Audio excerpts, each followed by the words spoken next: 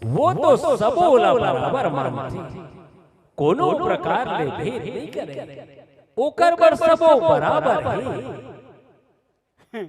बेटी, अज्ञान के घनघोर अंधेरा में सत्य के प्रकाश के एक संत आए हैं। उकर शरण में जाए अज्ञान के अंधेरा मिटा जाते बेटी, और ज्ञान के प्रकाश आ जाते। चल हमन मुहे जावा, जी हाँ, सुख के निदान हो बेटी। चल बाबा, महुल संग ले चल। चल बेटी, पंथी की गावत चल।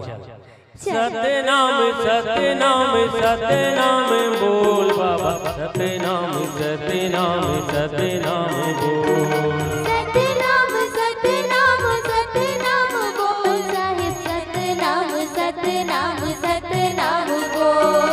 सतनाम सतनाम सतनाम बोल साहिब, सतनाम सतनाम सतनाम बोल। सतनाम सतनाम सतनाम बोल साहिब, सतनाम सतनाम सतनाम बोल। घट घट वासी हावे सतपुर बोल। घट घट वासी हावे सतपुर बोल।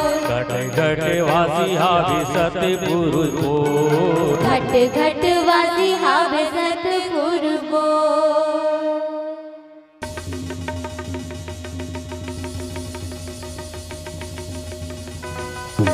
पानी पानी हे पानी पिया, गला सूख है बहनी, पानी पिया दे वो टीव छटपटावा।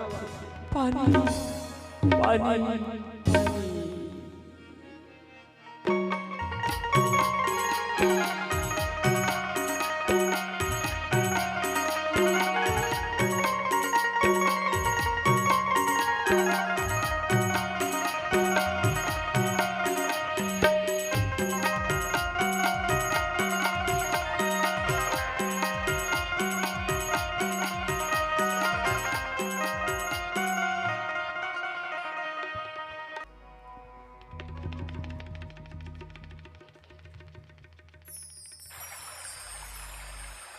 अरे तय वही बाबा हरसना जिन पानी पर तरसत रहे, औ मैं लोटा के पानी ला भोलेनाथ में जगाऊं के नहीं पियाए हो। हाँ बाबू, मैं हुई आदमी हरा। औ बोला चिन्हा तस भाई।